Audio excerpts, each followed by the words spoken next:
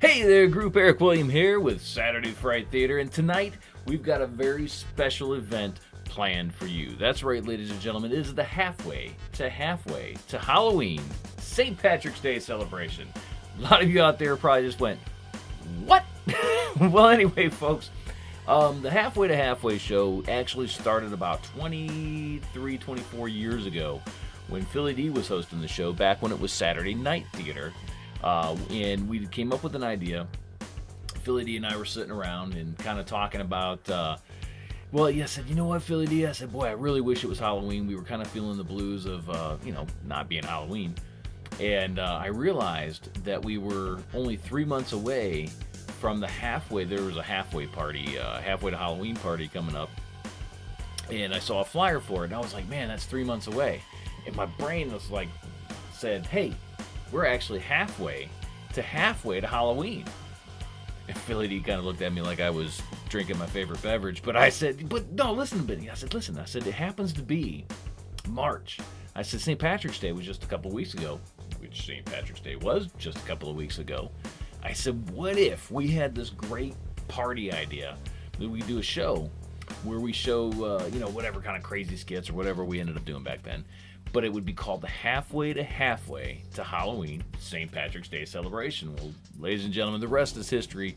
And for the last 20 plus years, either myself or Philly D or somebody has been celebrating Halloween and St. Patrick's Day all together because it was the only way I could put them all together. Because what better two holidays to celebrate? But anyway, folks, tonight we've got some great interviews for you. We actually have some interviews from my other show, Indie Films Backstage, tonight. So we're going to actually kind of change things up a little bit even because of the halfway show.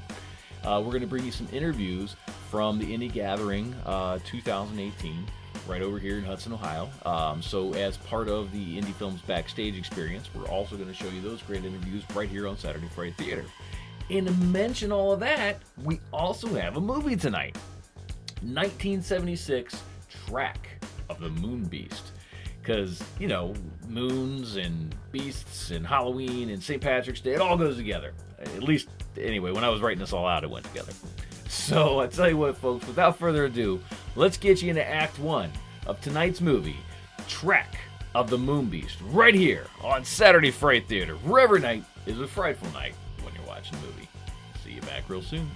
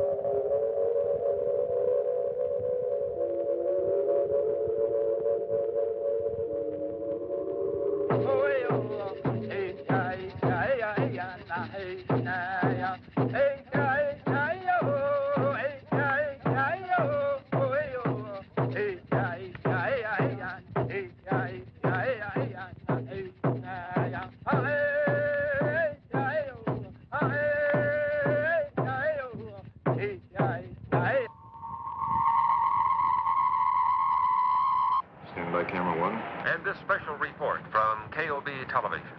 The National Aeronautics and Space Agency quotes officials as saying that the asteroid now entering our portion of the solar system poses no threat to Earth. Meanwhile, NASA's viewpoint is substantiated by observatories as far away as Siberia and Peking. However, as might be expected, official sources in Moscow and Peking do have a difference of opinion as to the size and mass of the space intruder. Nevertheless, the world's scientific community is generally agreed on one thing. The asteroid is on a collision course with the moon. After the impact, astronomers will no doubt have to add a new crater to their maps of our already pockmarked moon. In any event, we will interrupt our regular programs to keep you informed of the now certain collision in outer space and to bring you any further bulletins from leading observatories or from NASA.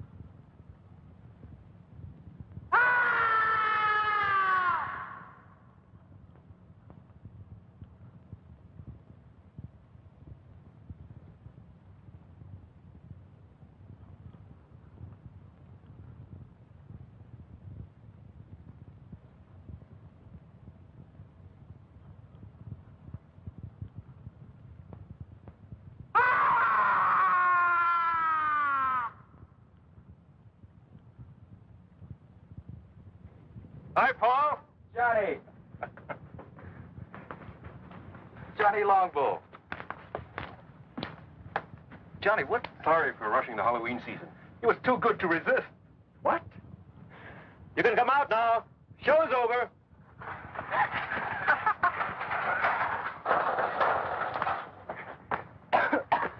Count Dracula at your service. And better known on campus as Bud Keeler and Janet Price. Hi, do forgive us. These, I'm afraid, are two of my students at the university. Unfortunately, I'm saddled with them for my summer field course. Just as you were saddled with me. Not quite. You decided to switch from anthropology to mineralogy at the graduate level. Until that point, I thought you had a fair degree of sense. Was it you that made that god-awful sound? That was me, I'm afraid. He also does bird calls, but don't get him started. Janet, like I keep telling you, an anthropology major these days should have more than one talent. That's a talent? Bird calls?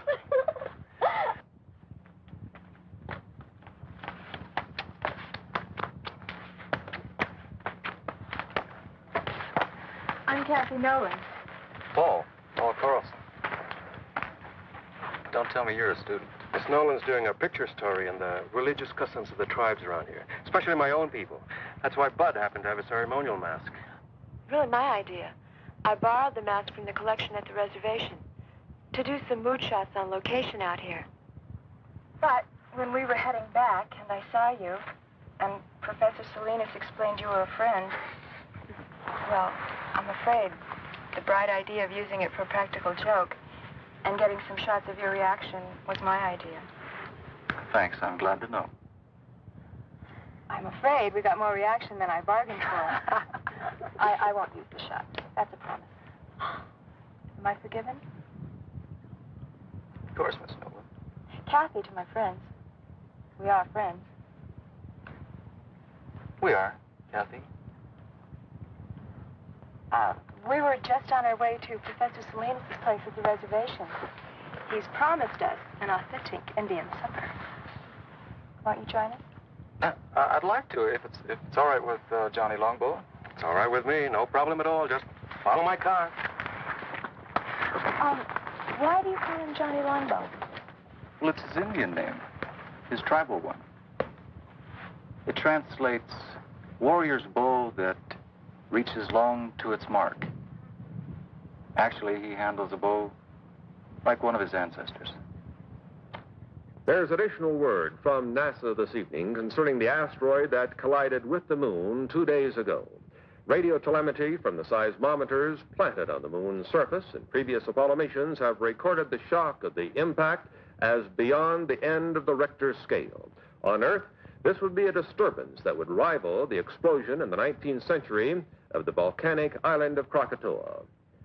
The impact on the moon has sent off a shower of fragments mixed with pieces of the asteroid. Some of these small fragments will enter Earth's atmosphere tonight, but they will undoubtedly explode into nothing more than a harmless shower of tiny meteorites, according to NASA officials.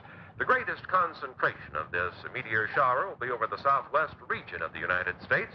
This meteor shower will be, however, quite harmless, according to the statement from NASA, and likely to provide nothing more than a spectacular sight in the skies.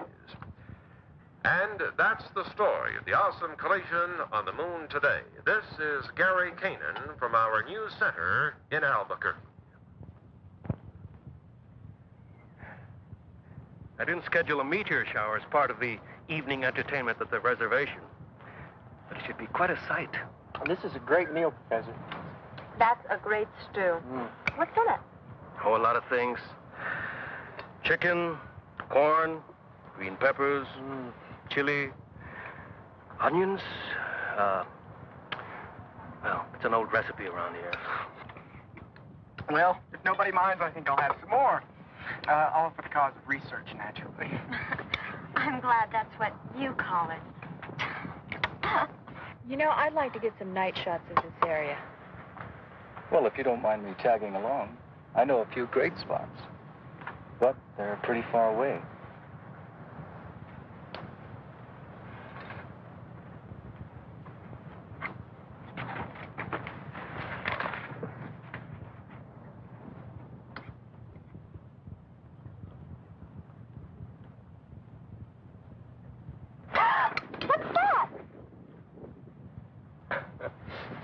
that is a lizard. Oh, sorry. Things like that scare me. You get used to lizards here. They're quite common. That's why tribes in this area have so many legends about lizards. Like, what, for instance? Such as the story of Lizard and Coyote, for instance. In the days before there were men on Earth. Sounds like it's going to be the Navajo version of Genesis. Ignore him, Professor. I'd like to hear the story. It'll have no effect on your grades. I don't expect it to. I'd just like to hear it. Well, one day, before man walked on Earth, Lizard and Coyote were having an argument about what shape man would take. Lizard won the argument. They finally agreed that man's hands would be shaped like lizards. 4 fingers and a thumb. Hey, that's right. Was that the end of the story? Not quite. Coyote drove a hard bargain. He agreed that man's hands would be shaped like lizards rather than his paws. But only if man would be mortal. And never again try to be like lizard.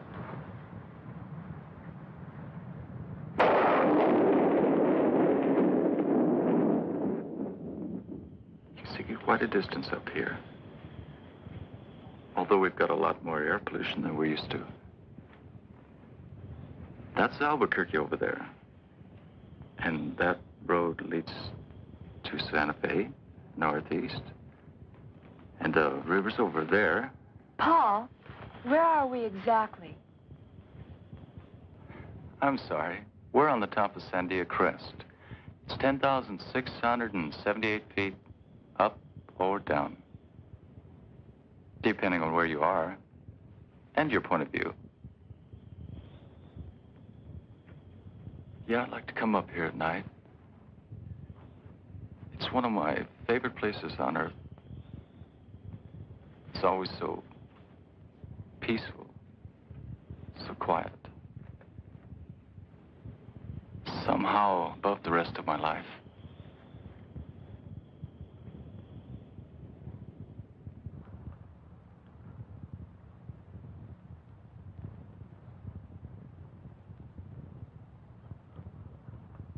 Right on schedule.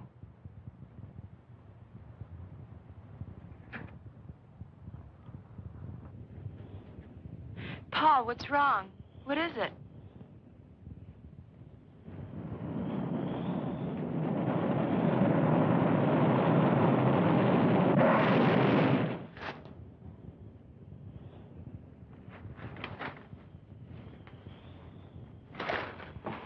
Paul, are you all right?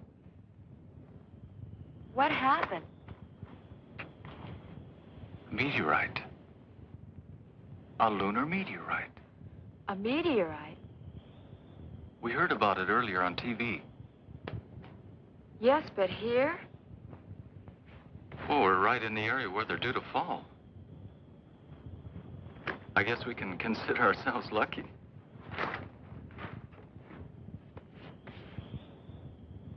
What's the matter? You've got a scratch or something on your forehead.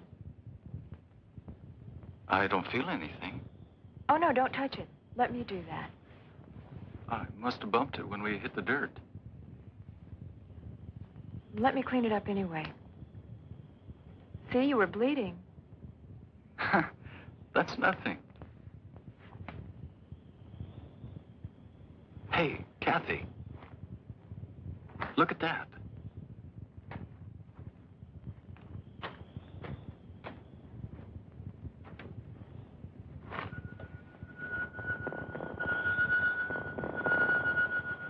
That'll make a great souvenir. My own personal moon rock. Moon rock? Oh, wow. Did I say something wrong? No, but you just reminded me. I'm supposed to go into town tomorrow. There's a NASA exhibit at the university, and I'm supposed to cover it. That's a great idea. We'll go to the exhibit, then we'll have some supper, then we'll go out afterwards. Just in case the moon rock hasn't cooled off,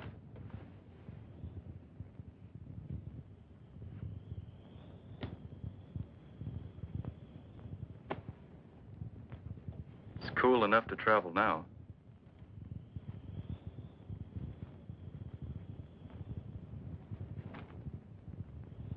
Have you got a first aid kit in that bag?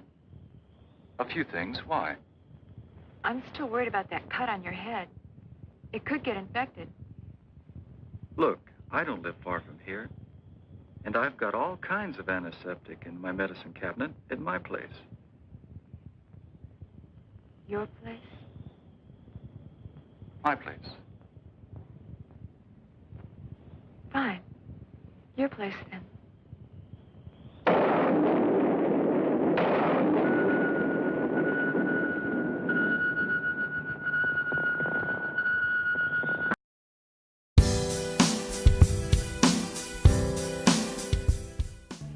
Hey there, folks. Eric William here with the Indie Gathering Backstage. And I've got Robert with me here. Robert's a writer, director, actor, producer, the whole gamut, right, Rob? Mm-hmm, that's right. Yeah. And I tell you what, for the folks out there that didn't have the pleasure of being here at the Indie Gathering, introduce yourself for us and tell us what brought you here to the Indie Gathering. Sure. Well, I'm Robert David Duncan, and I made this film called Fat Punk, and I was showing it here. It won an award, so that was very thrilling. I was here last year as well with another feature that I did that was called It's About Love, and I just love the camaraderie, the spirit, all the friends I made here.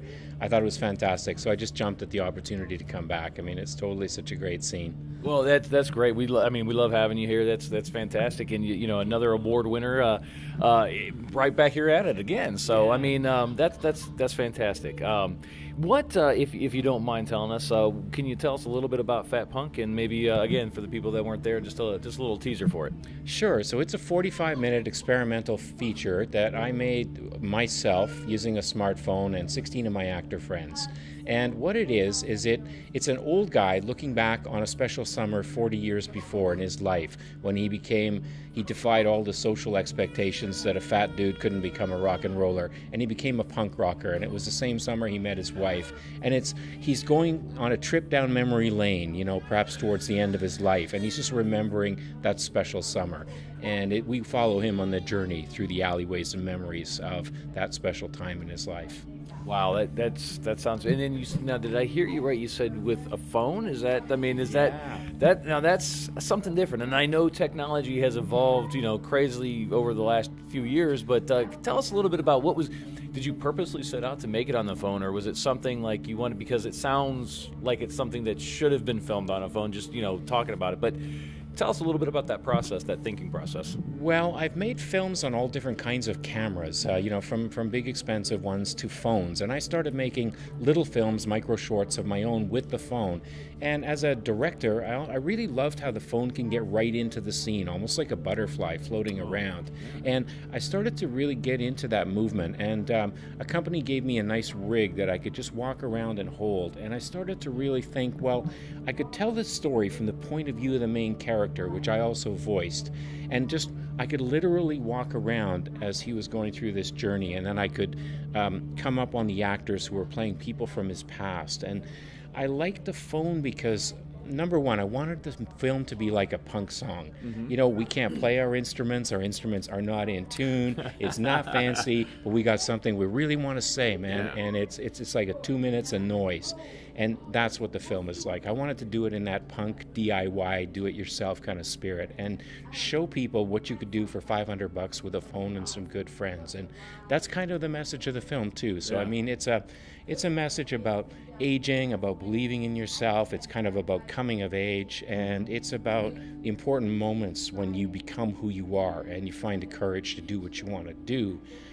On the other hand, it also works as a message to filmmakers or actors or people who want to, they know there's a part out there for them. They should create that part. They should just write something down that is relevant to their lives, grab their phones, get their friends together, and make a film. And you can get it in a festival, and you could even win an award like this, right? And so I want to really just get that across to people. It's a film of encouragement. Well, you kind of just said it all right there. It's, independent film is about the passion to make film.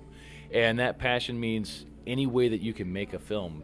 And I think that that's a great message. I mean, especially folks out there, I always normally ask the writers and directors and people that are on the show, what kind of words of encouragement can you give them? And you just gave it to them, pick up, everybody just about anyway has a smartphone. Yeah. And most smartphones, I can guarantee you the phone that I carry, the camera on that phone is better than my very first camera. I mean, let's face it, some of us were using the old shoulder rig VHS players and Betamax players and we recorded on anything we could back then. Yeah. And now literally we're carrying around these fancy cameras. That's, and I think anybody that really has that passion and the want to can make a film, and I think that's living proof. I think Fat Punks does, it does it justice. It gives us an inspirational message on both ends. Right. So I thank you so much for that. That's phenomenal.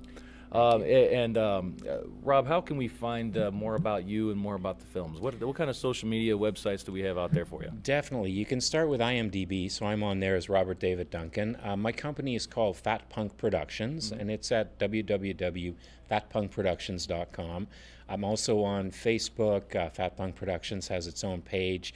Instagram, I'm Robert David Duncan. Twitter, Duncan Rob. I mean, you'll find me. Start at any one of those places. I love to connect up with people. I like to help encourage people wherever possible. It's great to be able to collaborate with people. So, yeah, look me up. I'd love to help you out and figure out how you're doing and what you're up to, because that'd be very cool to know. Well, thank you. That's that, and we'll make sure that we post those links up there so people can find you. Now, last thing before I let you go, because I know we got a lot more of the indie gathering here to get to, but. Let's see. Last year you came in here, won some awards. This year you're coming back for more awards. What's next? What project are you working on now that's got you excited?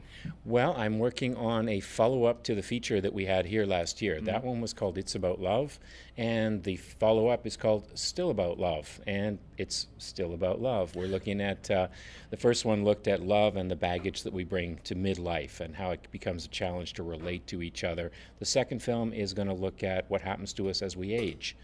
We lose our partners. People get sick, they die, that kind of thing, and it explores that, but in still a funny, comedic kind of way, comedy drama like the last one. Okay, I was going to say that's I can't wait. So I'm looking forward to it. So again, Rob, thank you so much for joining us here on the show. Thank you. And we're going to get you back to the Indie Gathering. And folks, thank you so much for joining us on Indie Films Backstage, where we're taking you backstage in today's best indie films. See you next time.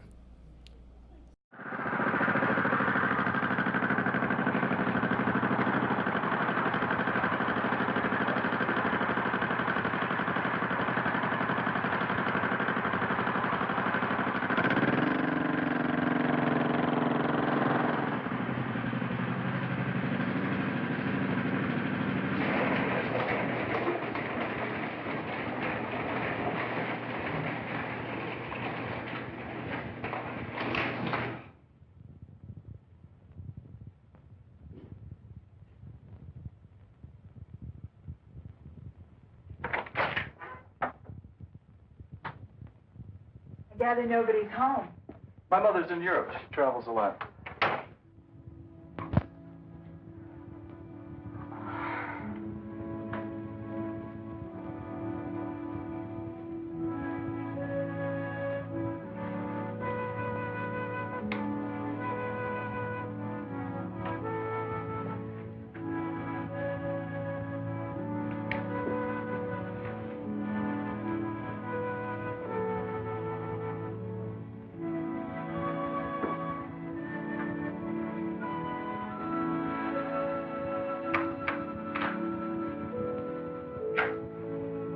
Now that the real Paul Carlson has stood up, what do you think? I think you've spent a lot of your life being lonely. When your parents are divorced, you get used to it. I'd like you to meet a friend of mine.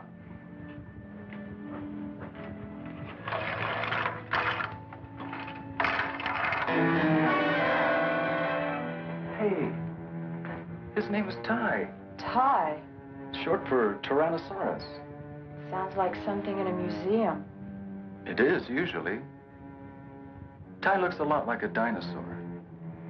Or like the dragon the Indians call Avenue. Thank you for introducing me to your friend. Well, I hope he didn't frighten you. Paul. It's us I'm really frightened about. Kathy.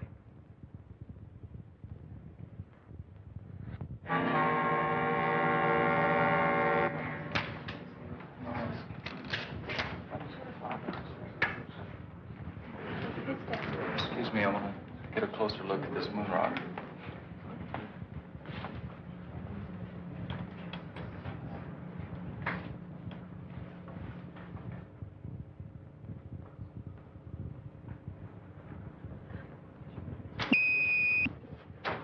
Paul! Paul, what happened?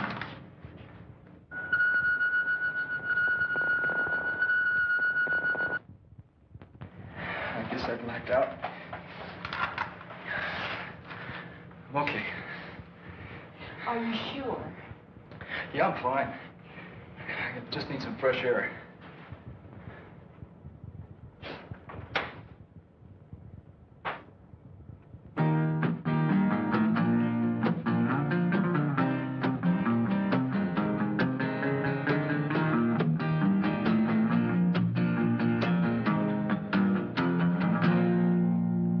My voice been getting froggy. I've been smoking too damn much.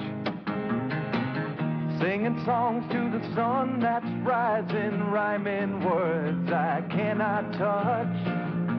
Oh, I've been wandering in circles with just a guitar in my hand, playing one too many bar rooms and drinking more than I can stand. California lady, won't you bring your love to me? California lady, she's the one I want to see, my California lady.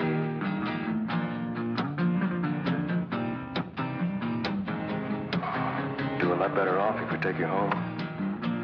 Like now. Johnny's right, Paul. You're going home. I'm hung out in Chicago with a California mind. A lady love and Lord above, these city mountains aren't my kind. Oh, I've been wandering in circles with just a guitar in my hand, playing all them funky bar rooms and drinking more than I can stand. California lady, won't you bring your love to me? California lady, she's the one I want to see, my California lady, my California lady, my California lady.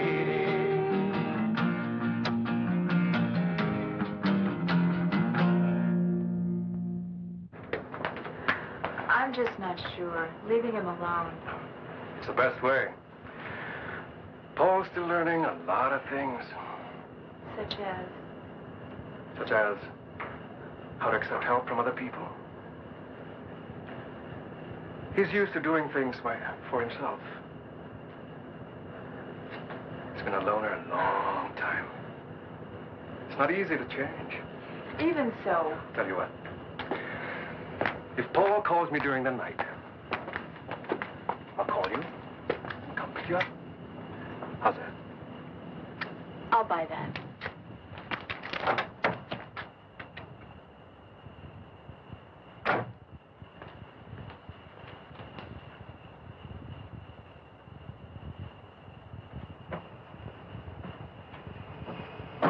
And if Paul calls me first?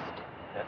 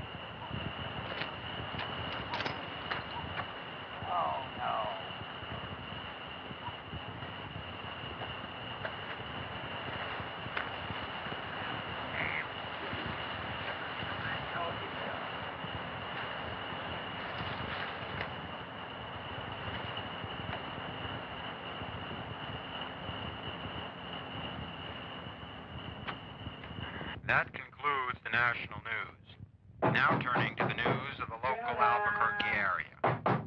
25 people were stranded this afternoon for over 4 hours on the Sandia cable lift. The lift was halted due to a severe thunder and lightning storm which swept through the Sandia range at approximately 2 o'clock this afternoon. No major injuries were reported, although 7 people did request hospitalization. Also stranded atop the crest were some 300 people who were vacationing. Oh, go to hell, Sid. I told you what was going to happen when you came home again from that bowling alley drunk. I'm going to bed. And you can just sleep it off out there. Go to hell.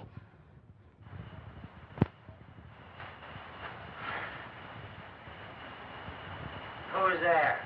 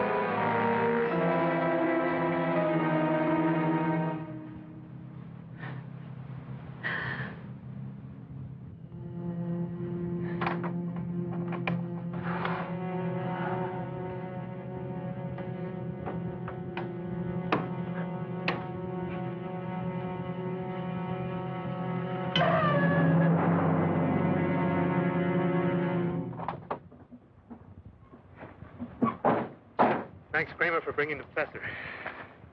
Well, Mark? What happened here? A killing. A messy one. The medical examiner's report being phoned in? I'll make sure I'll have a copy of your desk when you get back, Captain. Good. Let me have copies of the other reports, too. All of them. Yes, sir. Fine. Check in the house and see if you can lend a hand. Now I'll tell you why. Exactly why I asked you here. I was wondering. It sounded urgent. It's because I need an opinion from you. My field isn't medicine. You know that, Mac. I know. Well, what then? One problem with being a cop is that eventually you think you've seen everything. Well, this morning I found out I was wrong. This is different. Which one is him?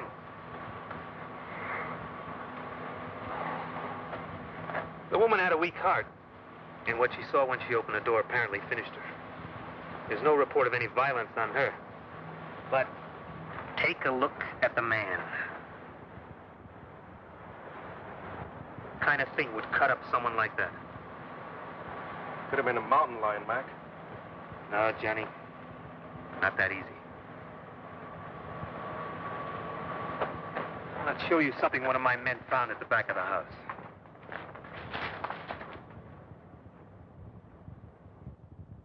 Whatever. Killed Harris must have tripped over the garden hose and grabbed at the side of the house for support. Take a break. I'll check things here. You're right.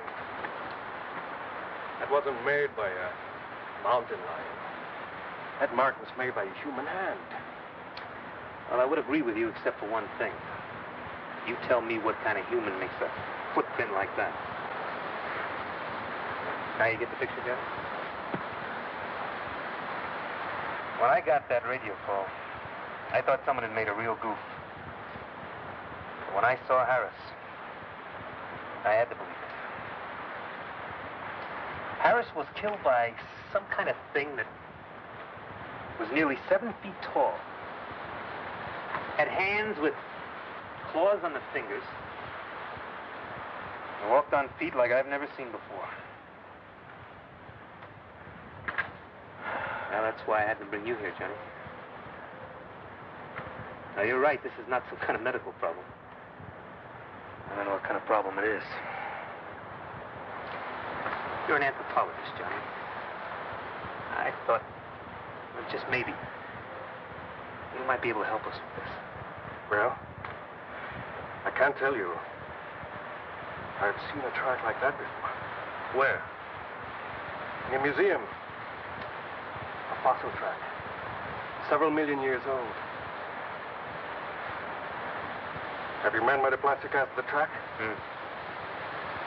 We might get a better answer from the paleontology department at the university. The department head, Dietz, he's a friend of mine. Let's go, now. The casting should be ready.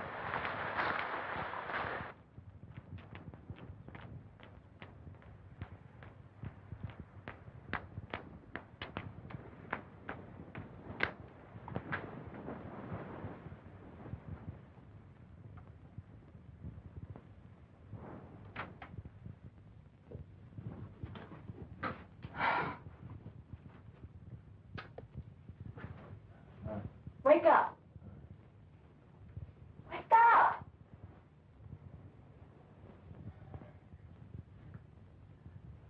I decided to make breakfast for us while you hit the shower.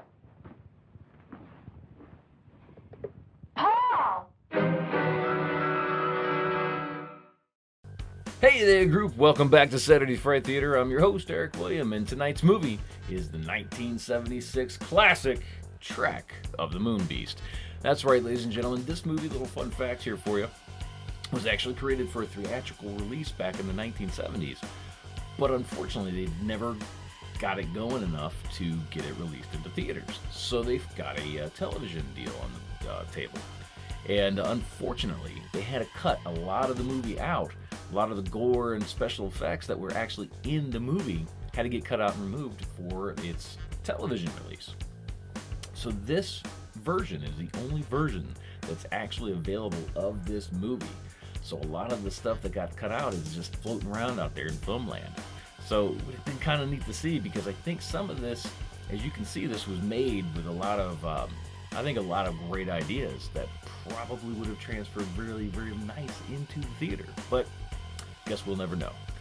But anyway, folks, speaking of movies and all that fun stuff, the Indie Gathering is a great place for all kinds of movies and writers and directors and producers. And guess what? We've got another episode of Indie Films Backstage that we can bring you right now with more interviews from the 2018 Indie Gathering out in Hudson, Ohio. So we're going to get into that, back into the movie, and then back here right after that. So we'll see you right here real soon on Saturday Fright Theater, where every night is a frightful night when you're watching a movie.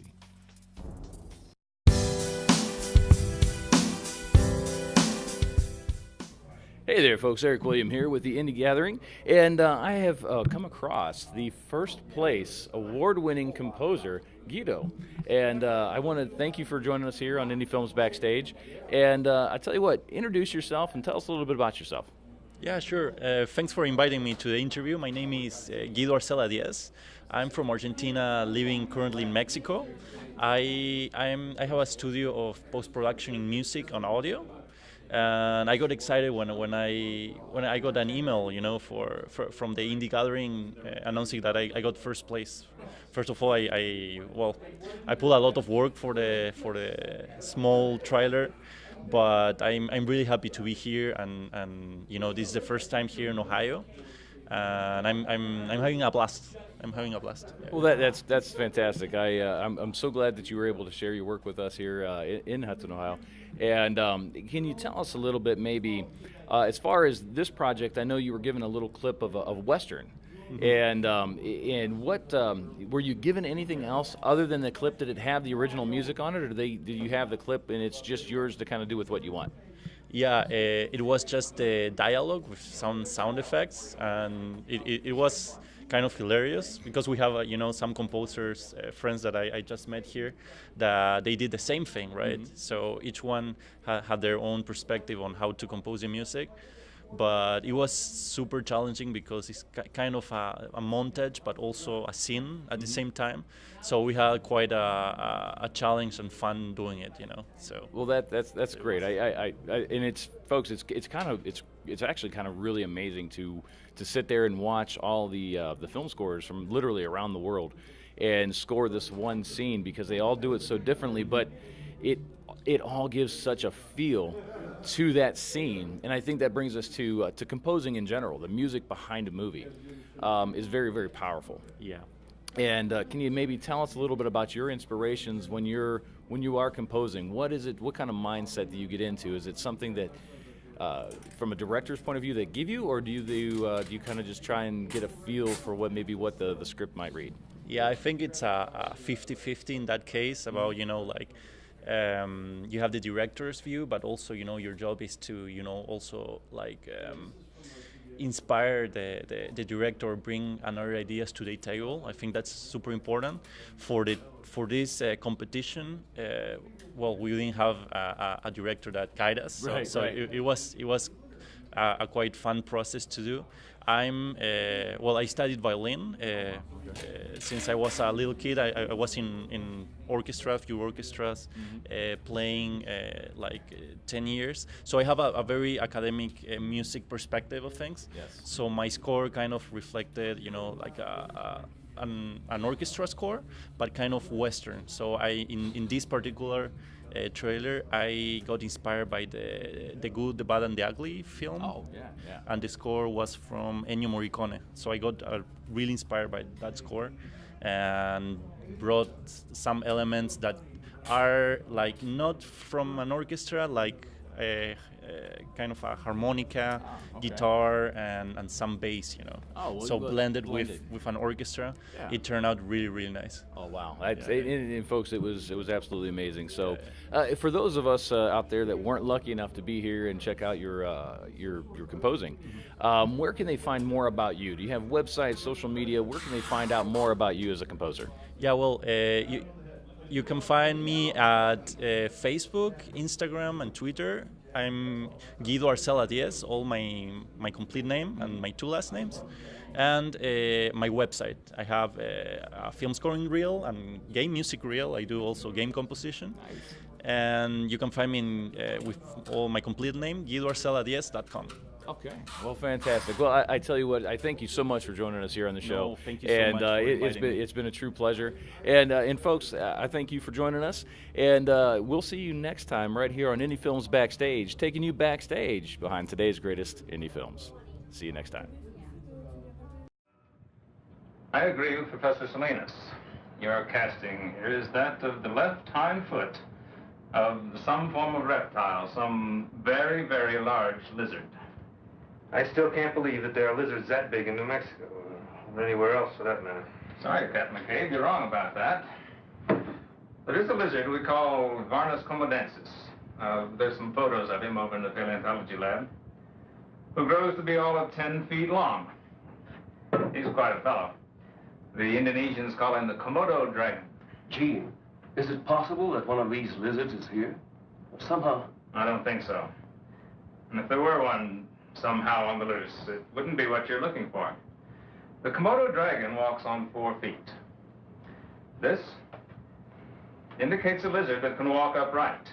Some form of reptile closely related to the Tyrannosaurus rex.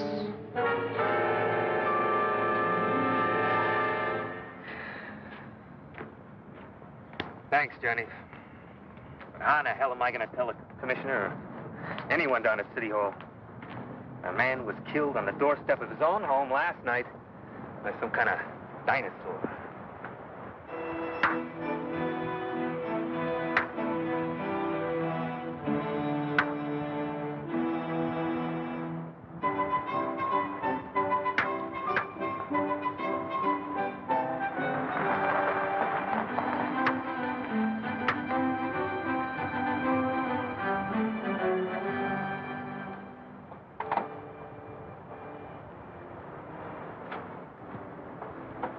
How do you feel today, Paul? Oh, a lot better than yesterday. Hi. Hi. Hey, they're pretty good. But you should see Johnny work with the bow. Our scholarly anthropologist here was the conference archery champ in college. I've seen his trophies. How about a little demonstration for our captain? All right. Come on, Johnny Longbow. I'd like to see you live up to your name.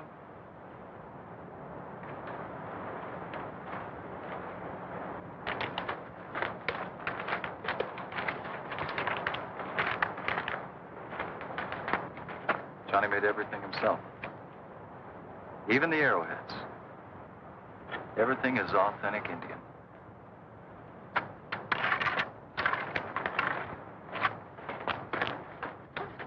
Okay, Johnny. Now let's really impress the lady from New York.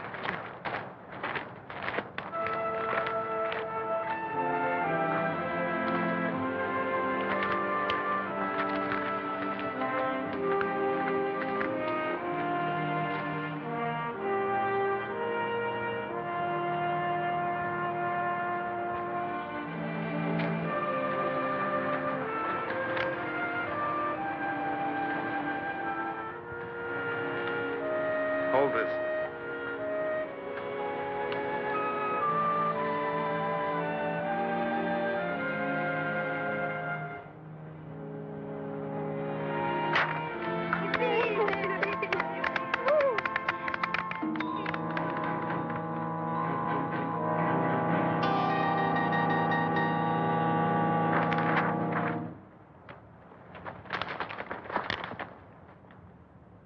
Paul! I think he overdid it by coming out here today. Better get him home, Kathy.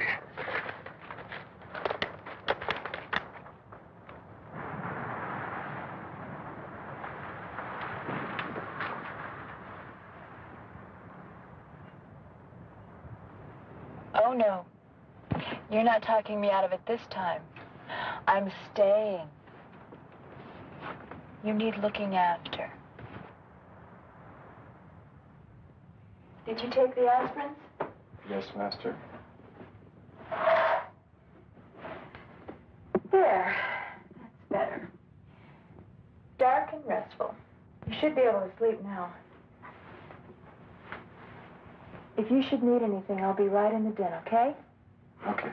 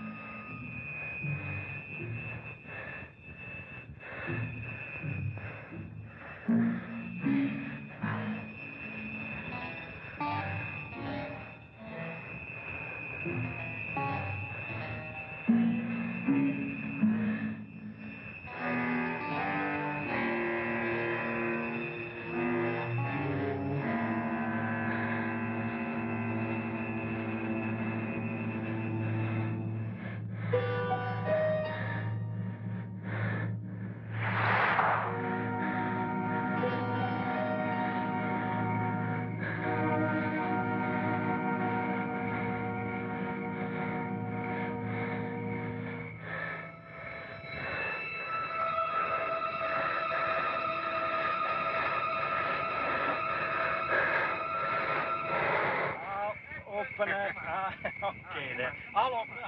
Wait just a minute. I'll open it for two. You'll open it for two. Right. All right, I'll see it. I'm in for two. You're in for two. How about you, Earl? Yeah, I'm going to stay for two. Okay, how many cards? I'll take a pair. A pair will never win this game. A pair will never win this game, friend. I'm going to say same thing he does. Same thing.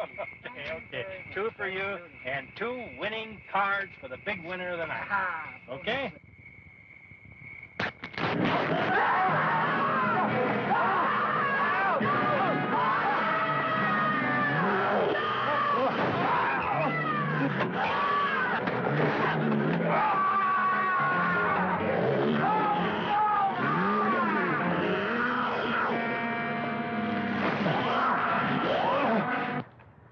Paul.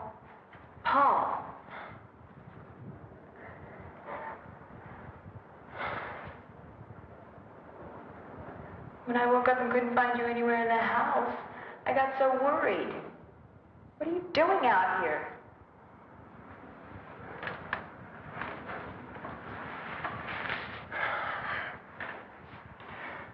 It was so warm in my room. I couldn't get back to sleep. But it must have been chilly out here last night. You could have caught cold. All you men are alike. Sometimes you act like such big babies. Come on. I'll make you some breakfast.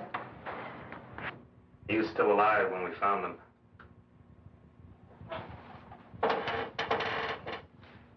The man was pretty far gone in shock. But he did manage to say something about a lizard. A big lizard. A big lizard that walked like a man. Seems to me I've heard that expression before. Maybe. Something your friend Dietz said about a dinosaur? The Tyrannosaurus. Well, now there have been discoveries of supposedly extinct creatures dating back to the dinosaur age. Ancient life forms that are still alive today.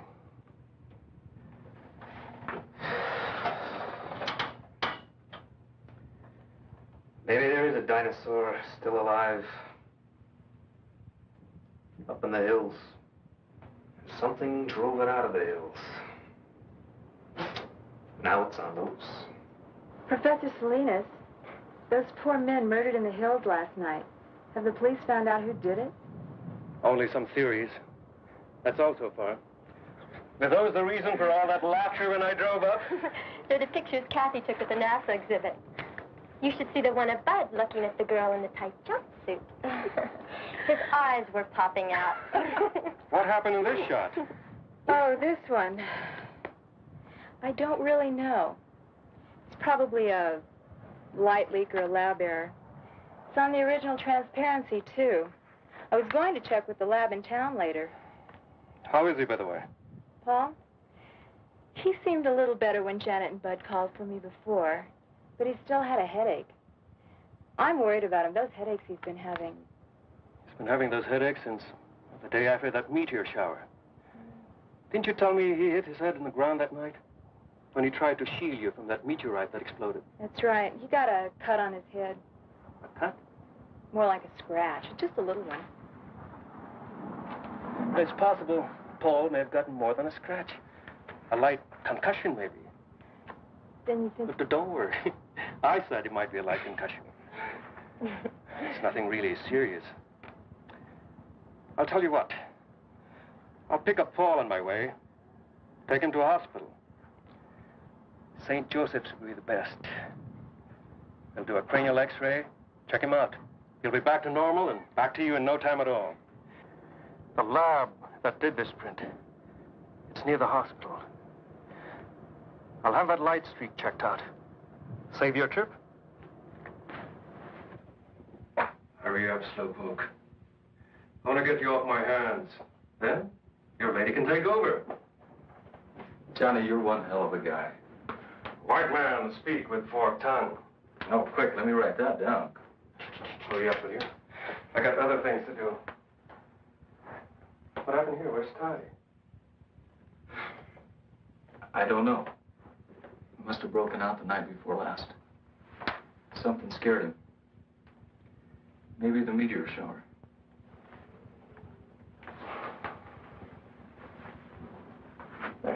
is the meteorite you found? Small personal moon rock. Funny thing, I've looked through every text I have on mineralogy, and I can't find anything like it. Of course, I haven't run a series of tests on it. You mind if I borrow your moon rock for a couple of days? Go ahead. I was going to take it to the geology lab anyway. Maybe they can find the answer to it. I can't. But right now, we're going to take you over to St. Joe's. Maybe they can find an answer to what's been bugging you. That's it. You can get dressed now.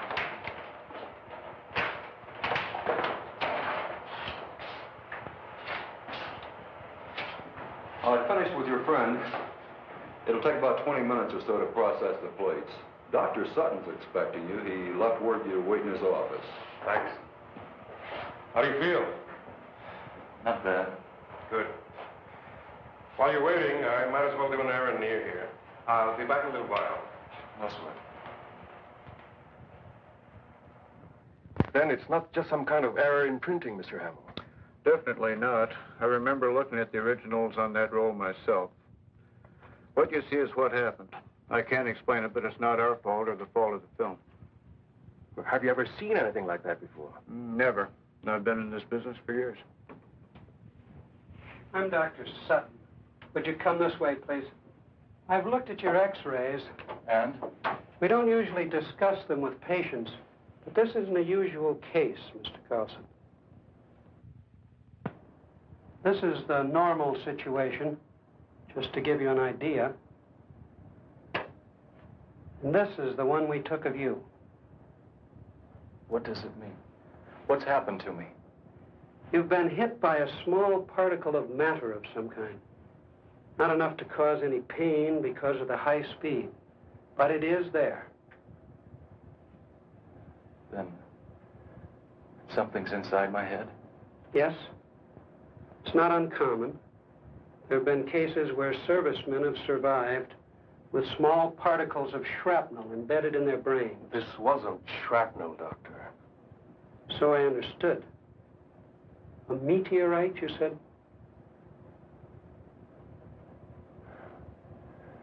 What happens now? Now? Now we're going to keep you here for a few more days for observation. We're going to take more x-rays. If that area doesn't clear up, we're going to do something about it, surgically.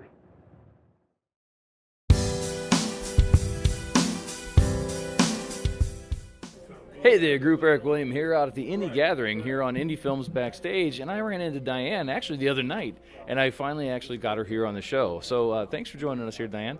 I know you came here to the Indie Gathering as a screenwriter, and I believe it was horror, which my bread and butter. So tell us a little bit about yourself, and what brought you here to the Indie Gathering? Awesome, thank you. I'm really excited to be here in your show. Thanks for having me.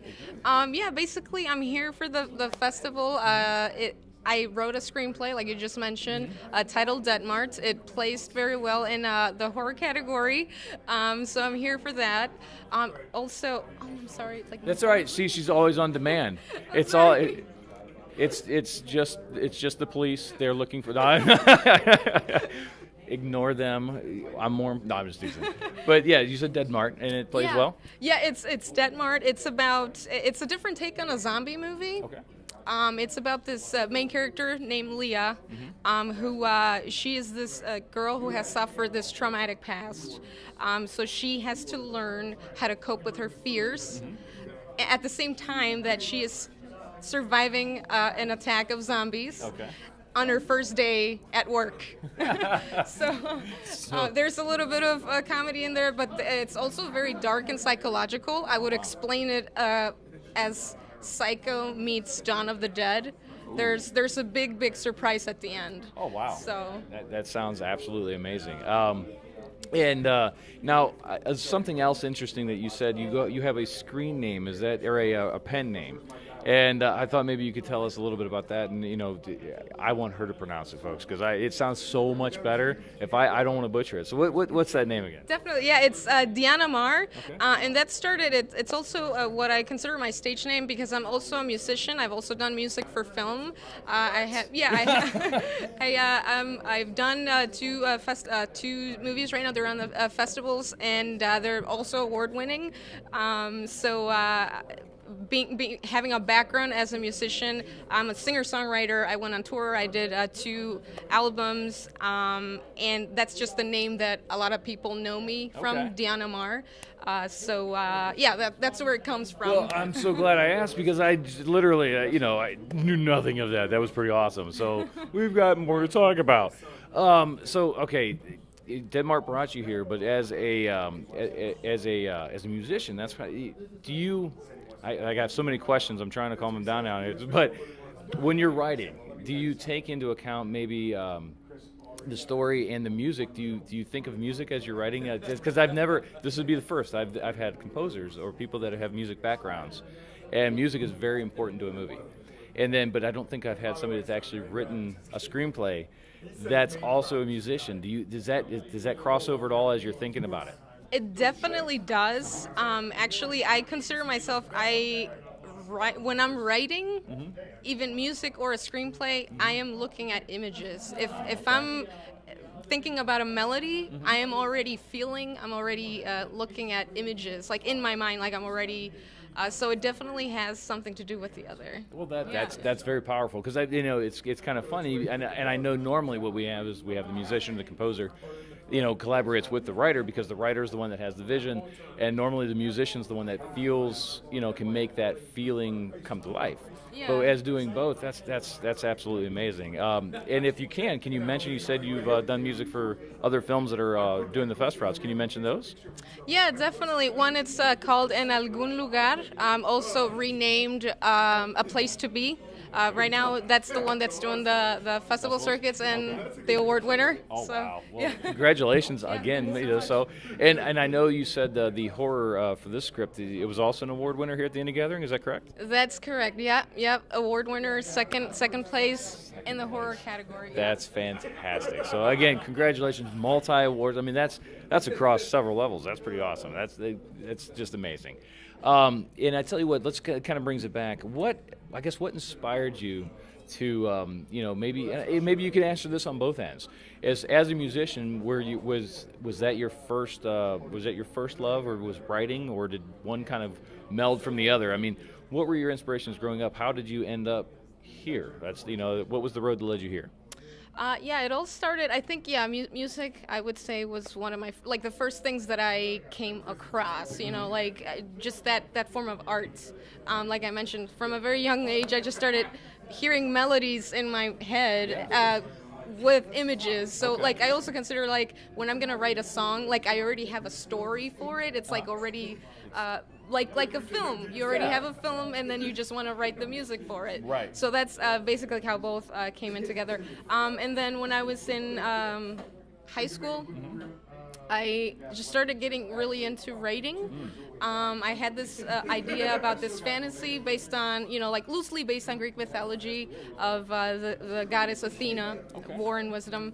And then because of my love for Greek mythology, I really wanted to expand it and not just have this, story in my head. I wanted to make it an actual movie. And because I see things in images, I feel I'm not going to write a novel. Right. I'm going to write a screenplay. So I just taught myself how to write it and then pursue that and then just kept writing. And then my second screenplay, which is this Dead-mart. And then here I am. That's great. I mean, like I said, it's such a unique story again because, at least unique to us anyway. It's a pleasure to have you here for that. And let's take it back here. Where can we find out more information about you and the things you're working on right now? Do you have social media, websites? Where can we find out more about you? Definitely. I have a music page, Facebook. It's /Dead-mart Music. Also YouTube and Instagram. Everything is DNMR music, it'll appear here right now. Yes. So, She's already knows it. so there you go. Awesome. Well, that's great. Well, I tell you what, I won't keep you any longer because there's so much more here at the Indie Gathering to see and experience. And again, thank you so much for taking the time to join us here on Indie Films Backstage. It's been a pleasure, and we're going to let you get back to the festival. And folks, thank you so much for joining us right here on Indie Films Backstage, taking you backstage in today's independent film. See you next time. I made these photos several years ago when I was doing research for my doctorate. They just might have a connection to your killer lizard. Well, at this point, I'd settle for anything in the way of a lead. Well, let's see him. This was the first scene in the deer hide painting I was shown. Not many people have seen it. It's something like 400 years old. What's happening to the Indian in the painting? It's the beginning of the story. He's being struck by a light that comes down from the sky. Well, what happened to him? See for yourself. Whatever struck him from the sky changed him completely from human form.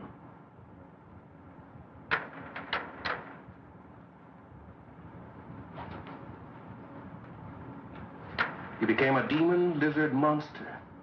Arrows had no effect on him. Well, how'd they get rid of this demon lizard? They didn't, but it died anyway. It was consumed by fire. But where the flames came from, nobody knows.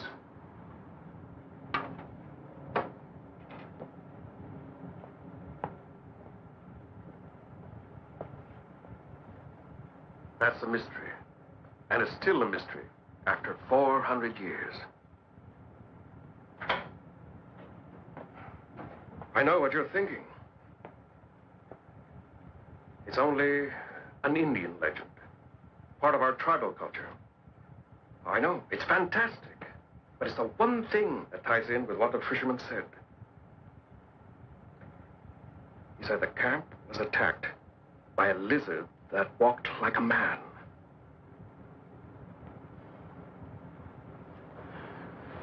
Now, I want your help, Mac.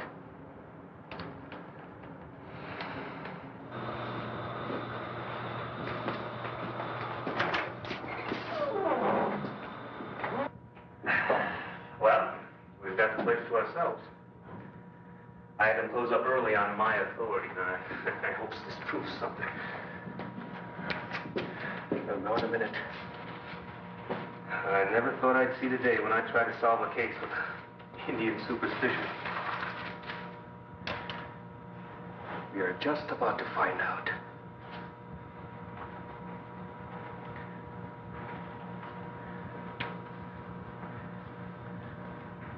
It should be somewhere just about here. What was that? I don't really know. My guess is that there's some unusual element in this fragment that synchronizes with that larger mass over there. And it produces some kind of energy reaction. You mean this energy, or whatever it is, it'll turn a human into a monster? Just like in those werewolf tales? When there's a full moon in Transylvania? Johnny, I've known you for a long time. You gotta be kidding. I wish I was kidding, Mac. I'm not.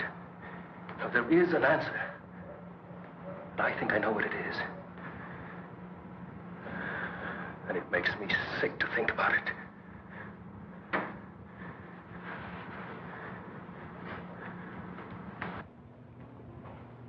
If what you say is true, the X-rays, the way the meteorite reacted, and your Indian legend,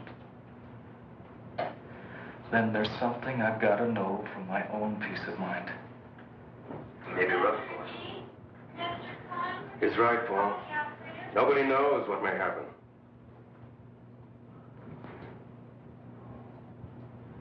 And let's find out. How much time do I have? Be sundown in half an hour. The moon will be up an hour or so after that.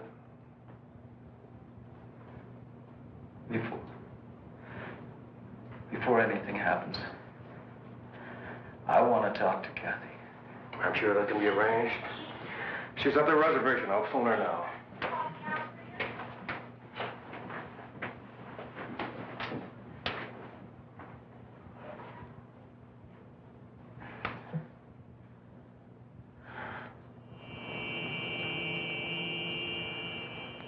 You better give her some idea of what he might have to go through, just to prepare her. I'll try.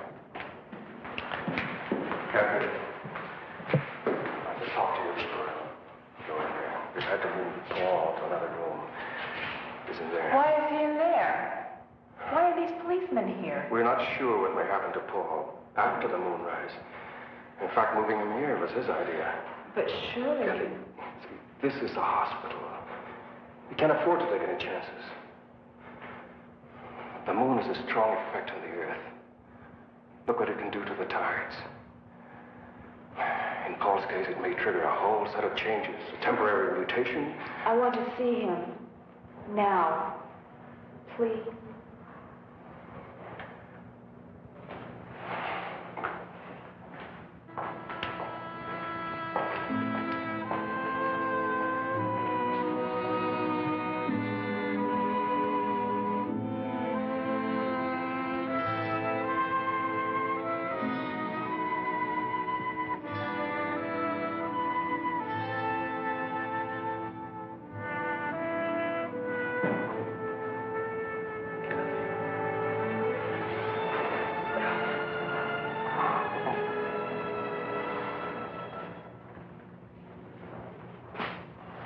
Nearly sundown now.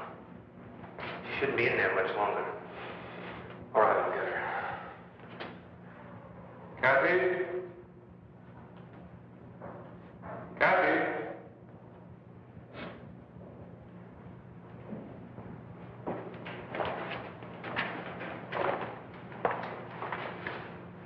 Thanks, Johnny. Can I take you home? No. Thank you anyway. No trouble, miss. One of my men can take you home. Thank you, Captain. I'll be all right. I'd like to stay here at the hospital.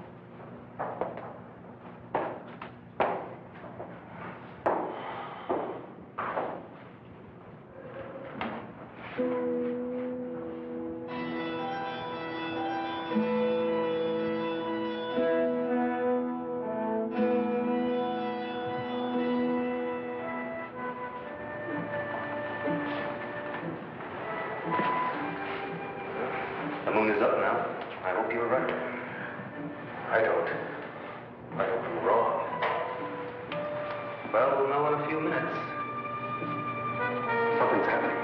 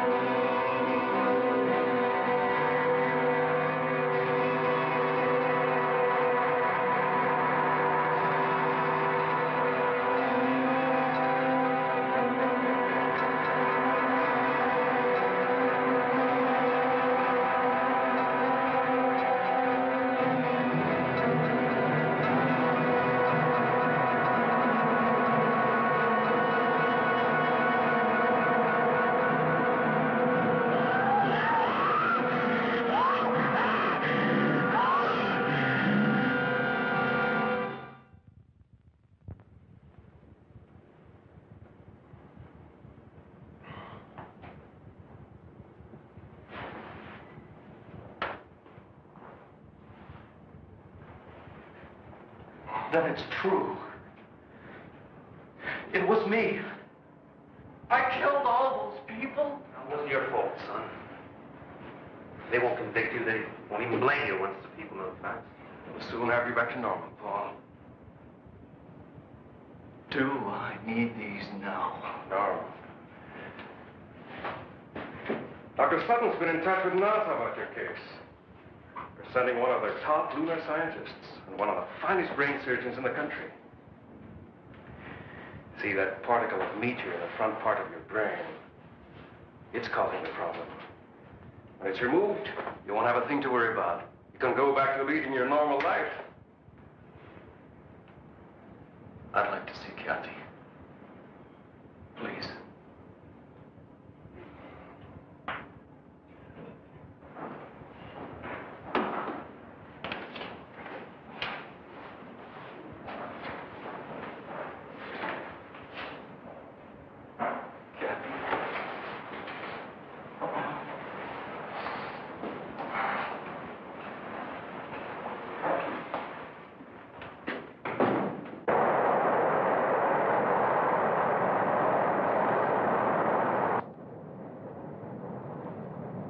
Would you fasten your seatbelts, please? We'll be landing shortly. When are we due in Albuquerque? In about 20 minutes. The captain got a message a few minutes ago. You and Dr. Lawrence will be met at the airport. Thank you. May we get off first, please? We just have some hand luggage. That's also been arranged. You and Dr. Rizzo are to be given every cooperation. I must admit I was pretty startled last night when I got the call. So was I. I've never come up against a case anything like it. And I've had a few unusual ones, I must say. We've been worried at NASA all through the Apollo program about the possibility that something could cause a mutated life form. Nothing ever happened. Until now.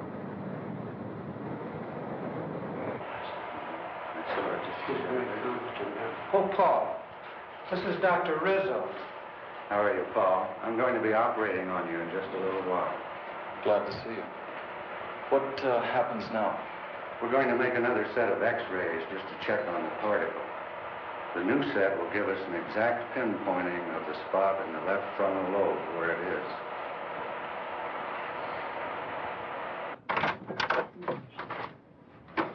I thought you should see these right away, Doctor. I think we should look at these inside.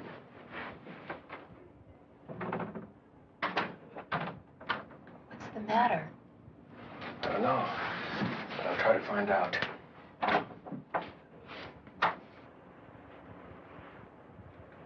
If you look at the difference in the affected areas, you'll notice considerable change, Doctor. There's been a definite growth. From the look of it, I'd say the particle in that young man's brain has disintegrated, and energy factors are spreading through his entire system. No question about it. Isn't there any way of, well, neutralizing the effect, Doctor? That's your field, Dr. Lawrence. Isn't there something that can be done? We're dealing with a brand new unstable element here, one we've never seen before. We don't know its characteristics, atomic structure, how it reacts. There's a chance. There's always a chance. Eventually, by doing research on the meteorite fragments you showed me, well, we might learn how to cure your friend. But the time... You're saying by then it'd be too late. I can't give you the timing exactly, but more or less what's going to happen is that the very presence of the moon itself, a moon rock of gigantic size, if you will have a recurring effect on your friend's mutation every night, just as the energy emitted by that particle in his brain was triggered by the small moon rock at our exhibit here. Eventually, the diffusion throughout his body will be complete. And at that point, the situation will be atomically unstable. Then the energy is released all at once. A form of explosion. Exactly. And when it happens, your young friend will be consumed by it. I've got to talk to you now. Let's go. The demon in the tribal painting. Self-consumed. One Indian mystery solved. Oh, Paul, why couldn't there be time for us? There isn't. And that's why I'm going away. Now, if I'm gonna die, I want to die looking like a man, not like a monster. Paul, don't.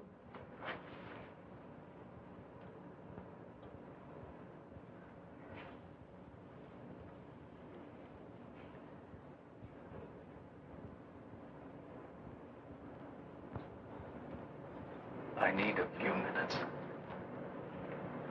I've got to get away from here. Get away where? I don't know. But I can't stand being locked up here again. Will I see you again?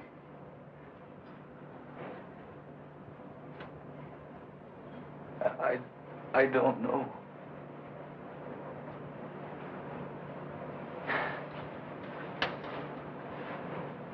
I want you to go back to Dr. Sutton's office. And if anybody asks where I am, I want you to tell them I'm on the roof. That'll keep him busy enough for a few minutes. Long enough for me. I won't do it. Kathy. Please. Do it for my sake. Do it because we love each other.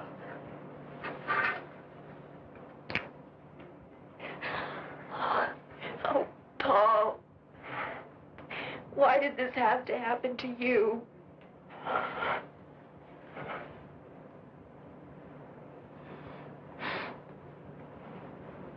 It did happen. That's all I know. Hey there, group. Welcome back to Saturday Fright Theater. I'm your host, Eric William, and tonight's movie, 1976's Track of the Moon Beast, is well on its way. And also tonight, we are celebrating the halfway to Halloween, St. Patrick's Day celebration. And I kind of told you a little bit of the backstory about the getting to celebrate St. Patrick's Day and Halloween all together. And a big part of it is because I am Irish, in case you can't tell by the pasty complexion. But anyway, it's just something I've always been very proud of, as being Irish, and I love St. Patrick's Day. So, and of course, I always loved Halloween. So what better way to melt them together than to make a very, very long name for a show to celebrate both Halloween and St. Patrick's Day.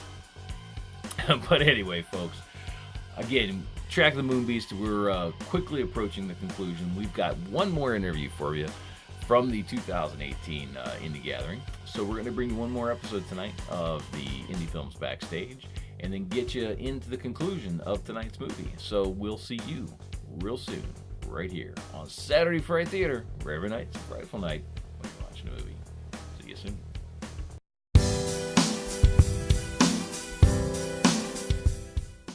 Hey there, folks. Eric William here with Indie Films Backstage at the Indie Gathering in Hudson, Ohio. And I've got Rick with me. Rick is an award-winning screenwriter, and which I was actually fortunate enough to be in a script reading session for your script. And Rick, number one, it's congratulations on the award. Thank you. Very well deserved. It's a very powerful piece.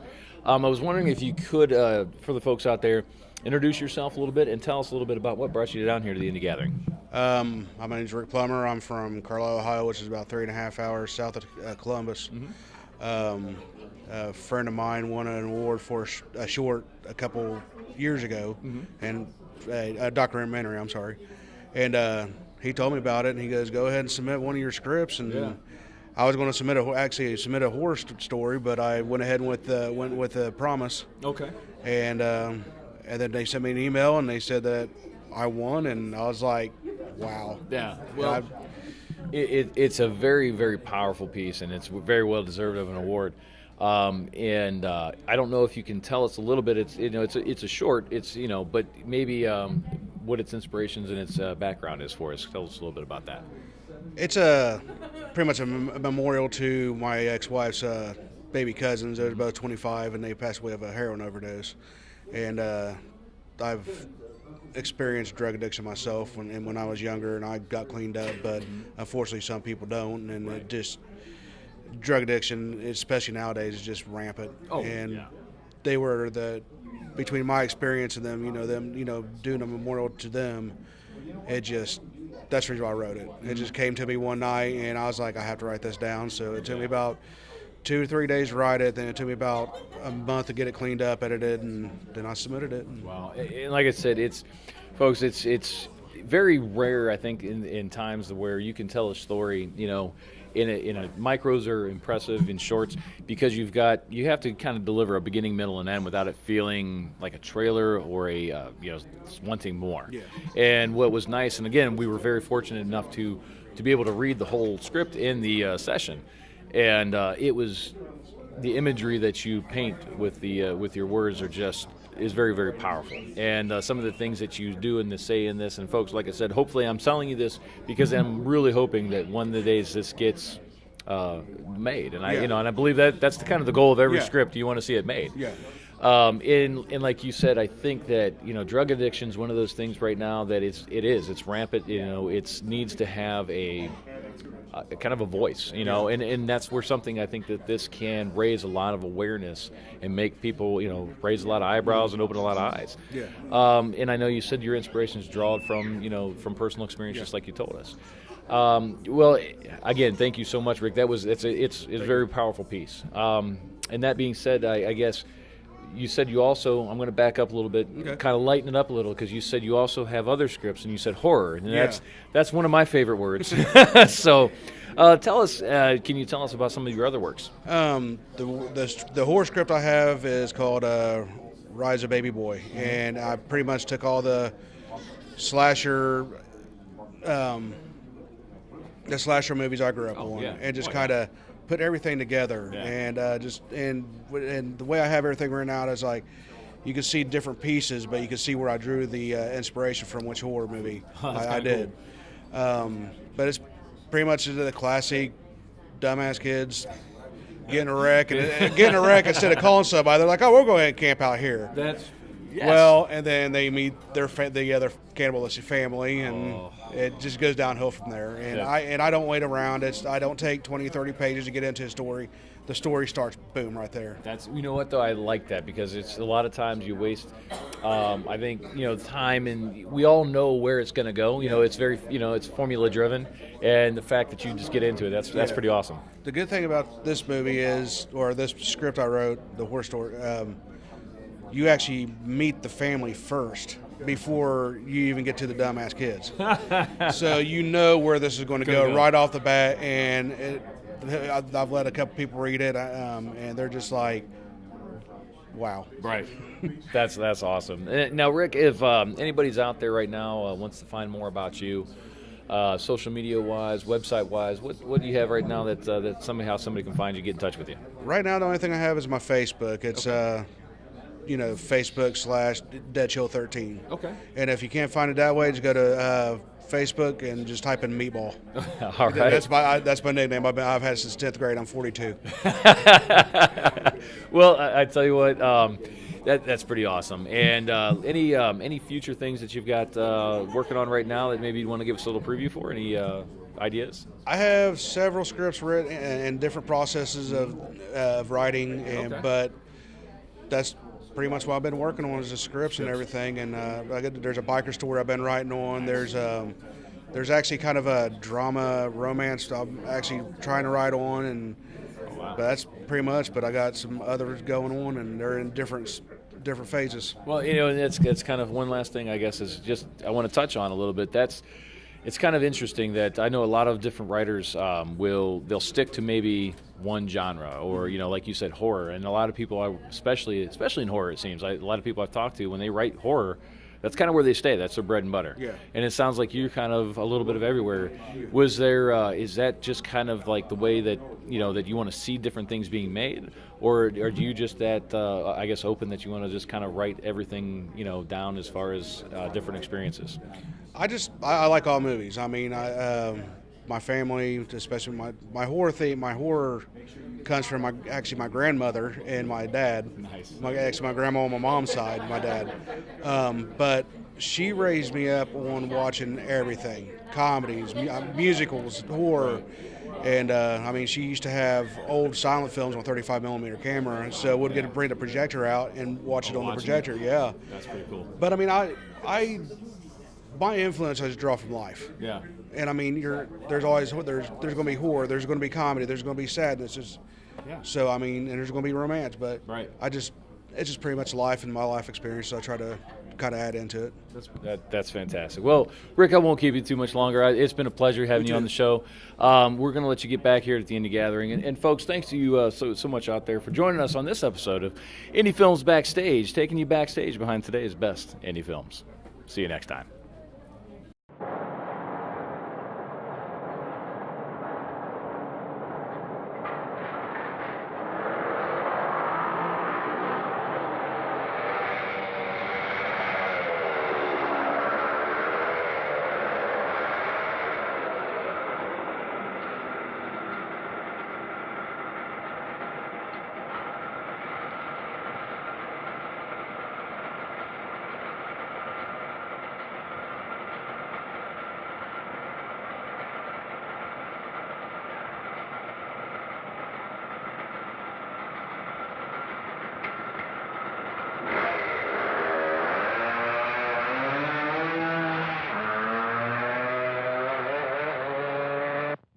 Stunts I've ever seen. Does that kid think he can get away? He's not trying to get away. You don't understand. You just don't.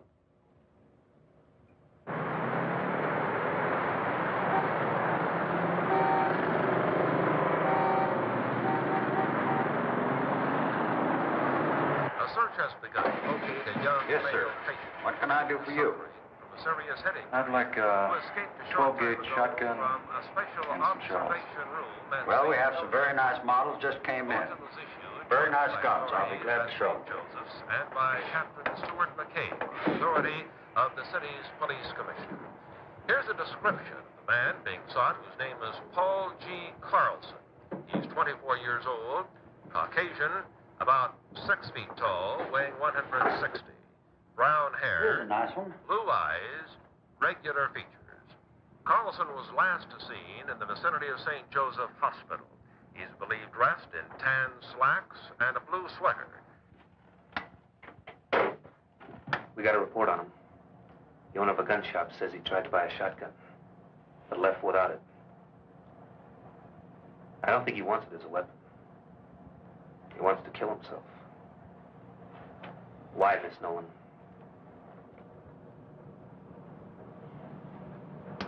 Because we overheard what Dr. Lawrence said in the other office. That's why. You might be wrong, Mac.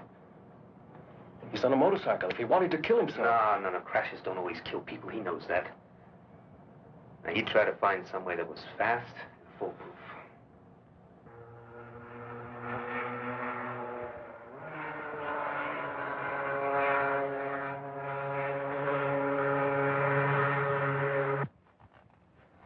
If only we had some kind of lead on him.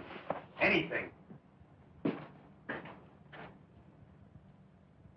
Yeah, I'd like to come up here at night. It's one of my favorite places on earth. It's always so peaceful, so quiet.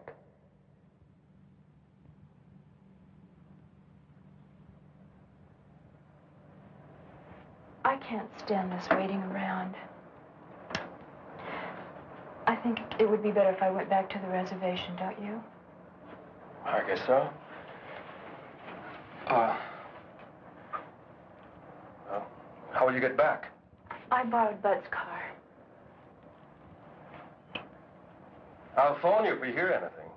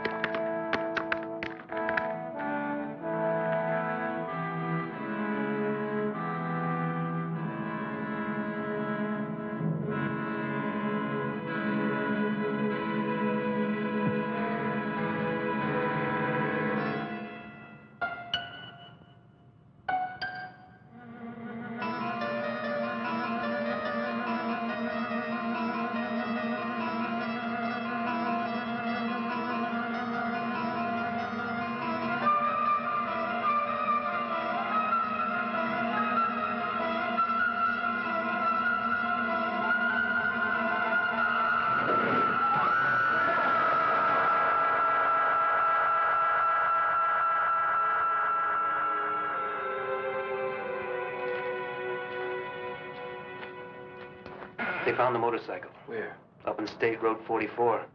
He took a spill. The bike is a wreck. But he'd probably walk away all right. They couldn't find him anywhere around the area. That road leads up to Sandia Crest. Of course, that's gotta be it. Over the years, I got to know Paul pretty well. The one place he went to when he was troubled, the one place where he felt free, was Sandia Crest.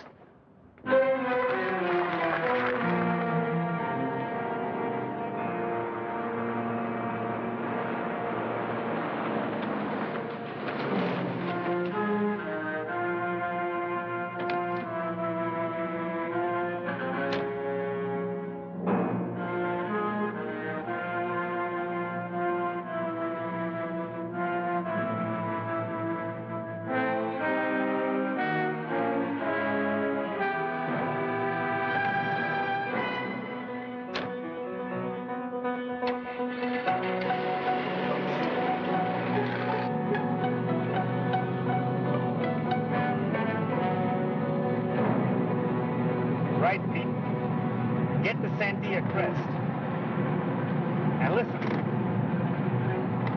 I want him captured. But no gunplay. Unless it's absolutely necessary.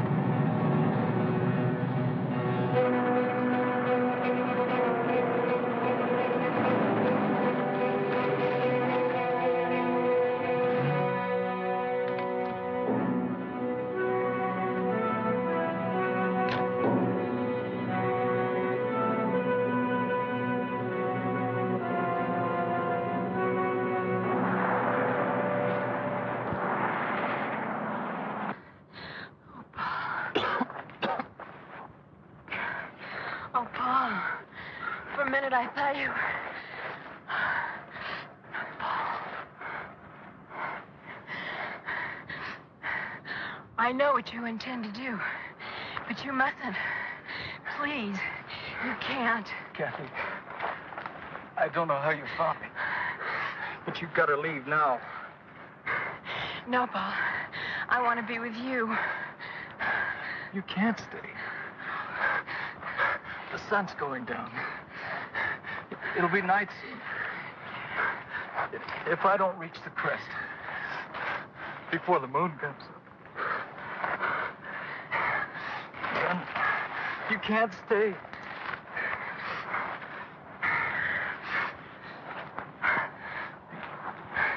Then it'll be too late for the both of us.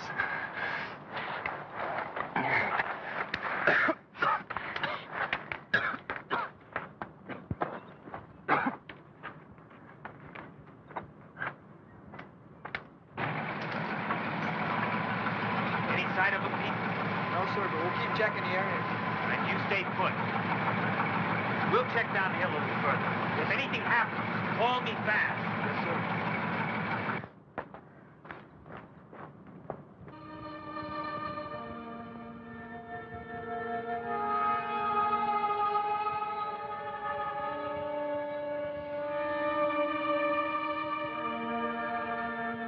Paul!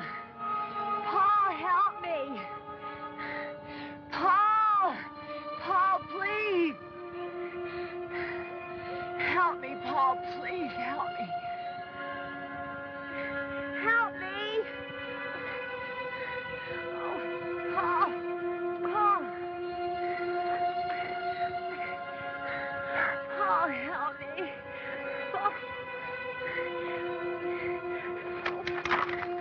Paul!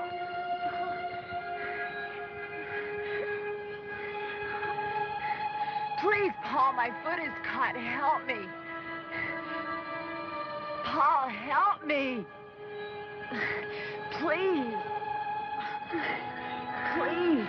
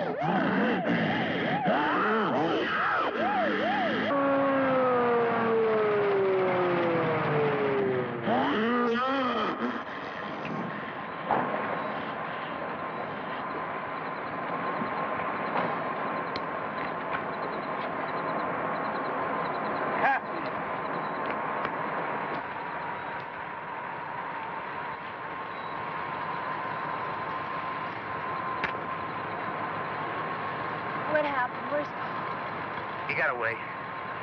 2 more men dead. Oh, God. It's too late to help Paul. Not now. He's got to be stopped before there's any more killing.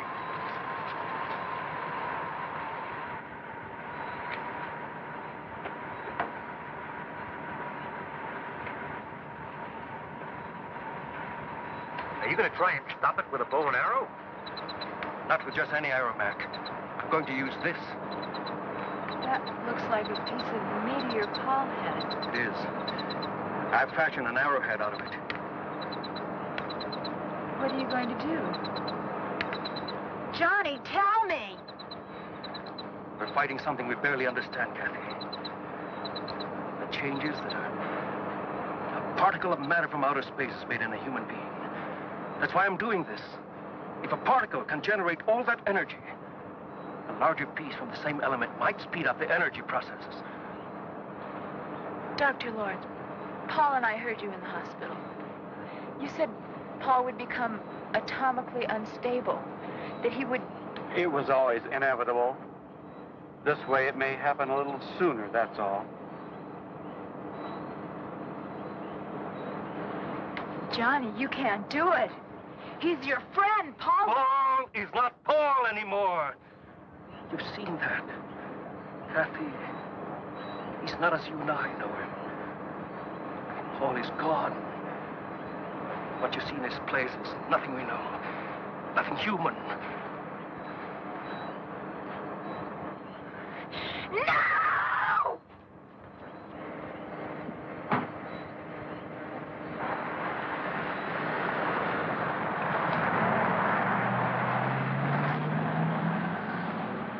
That poor kid. He's had a rough time.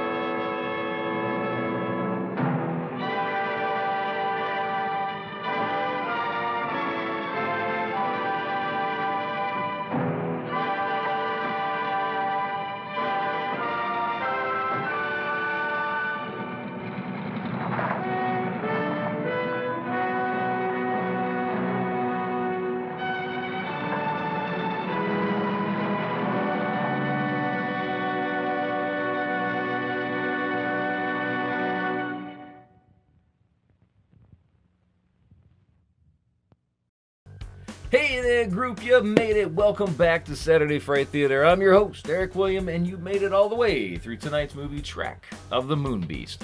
So I'll tell you what, folks, I kind of enjoyed it. I hope you did. It was kind of a fun movie. And, what better way to celebrate the halfway to Halloween, St. Patrick's Day celebration, than with a movie about a beast that comes out in a full moon. Well, I don't even know if the moon was full the whole time, but it was a meteorite stuck in its head. all that kind of fun stuff. I hope you enjoyed it. And anyway, and I hope you actually enjoyed all the interviews tonight from Indie Films Backstage, our other show, cheap plug, filmed on location from the 2018 Indie Gathering Film Festival. So make sure you check that out.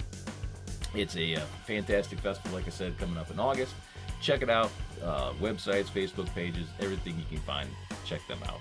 And folks, out there, if you are an independent filmmaker, writer, producer, composer, anything that would like to be featured on this show, would like us to review, we can do Skype interviews, all kinds of fun stuff. Find us at SaturdayFrightTheater.com. Find us on Facebook, YouTube, all that fun stuff. Reach out to us. We would love to have you on the show. And I would love to interview you, get your stories, your information out there for everybody to see and share. Because we can't do this without you folks. Well, I'll tell you what, thank you so much for joining us. I hope you enjoyed tonight's episode. I hope you enjoyed everything, all the interviews and fun stuff. And we will see you next time, right here as I poke my microphone on Saturday Fright Theater, where every night is a frightful night when you're watching a movie.